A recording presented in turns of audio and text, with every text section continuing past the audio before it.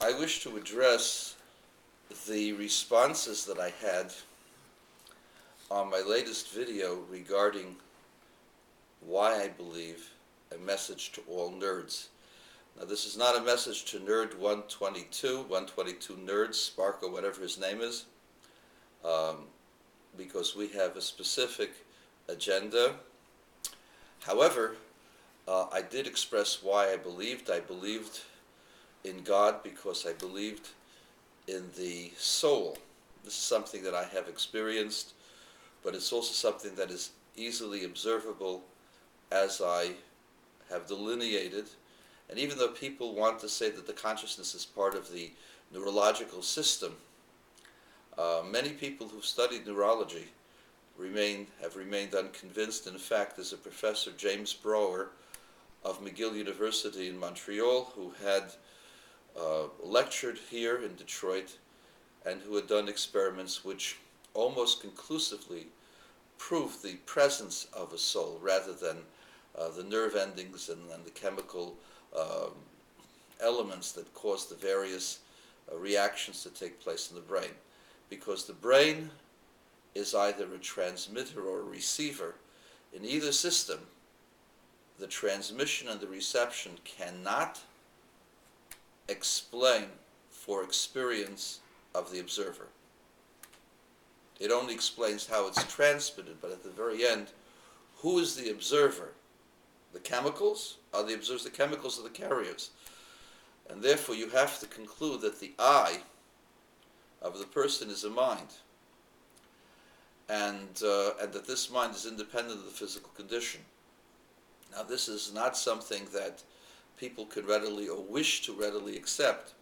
So I use as an example of the concept of the power of the mind, the experiments of Professor John Wheeler, who, broken down, clearly states the following. It says the observer is the actualizer of the very basic elements, the very basic particles that we call photons or light waves, especially when they come from an indeterminate source. In other words, we don't know which way they're coming from or they would come from, and it is the observer who actually gives them their actualization. They make them real in our terms, that they become visible, and that they not only make them visible at the back end, at the end of their trip from whichever star they came from, but actually retroactively redefine their trajectory.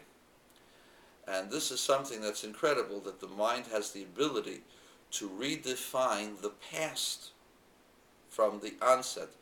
And that leads me to the conclusion that the mind actually is beyond time, that the mind has some kind of universal connection, and that this pervades the entire universe, and that the mind that we have is capable of being above time.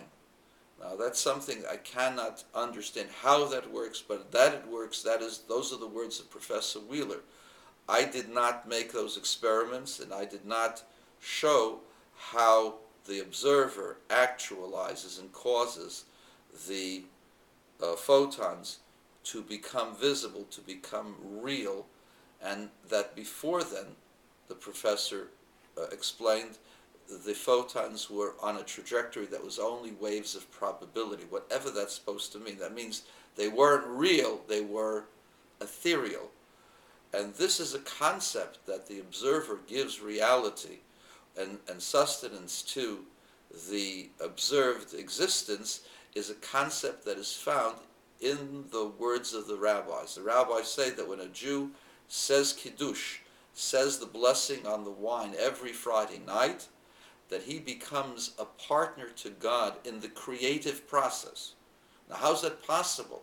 It's one thing that you become a witness to God, that you're testifying that God has created, but how do you become a partner to God in the creative process? Well, now that you understand Wheeler, or supposedly understand him, we can now understand this, that it is the observer who gives reality and finality to the existence, and in fact, not only finality to the existence as it is now, but at its original core. And this concept is also articulated in the words of the rabbis regarding the giving of the Torah. God created the world at an indeterminate point prior to the giving of the Torah in the year that we count 2448, which is approximately 3020 years ago.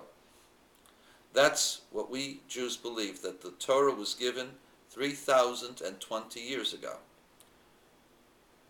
Concerning the giving of the Torah, the rabbis tell us that God made a condition with creation, that if the people of Israel will accept the Torah, then the world will be sustained. And if not, the world will be restored to mumbo jumbo, to probability waves.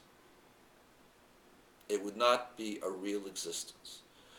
What is this saying? It is saying that existence is not necessarily concrete, that it is the observer who observes and accepts that there is a creator, and that the creator has created it for a purpose that gives permanence to the world.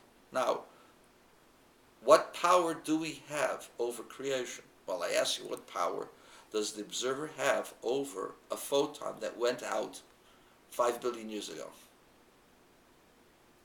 The answer is only that the mind of the person is independent of physical existence, and the mind of the person is part of the universal mind, which is God's wisdom, or God's awareness, or God's will, and that the human being, vis-a-vis his ability to recognize and to observe, the human being's mind is what actually concretizes all of existence.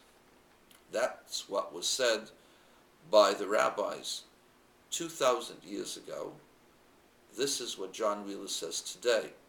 So therefore, my conclusion based upon his experiment is that there exists a pervasive mind throughout all of existence.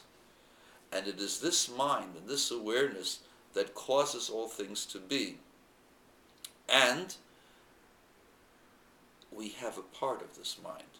And having part of this mind, why did God give us part of this mind? In order to give permanence to the physical world, in order to make the physical world a good world and a real world.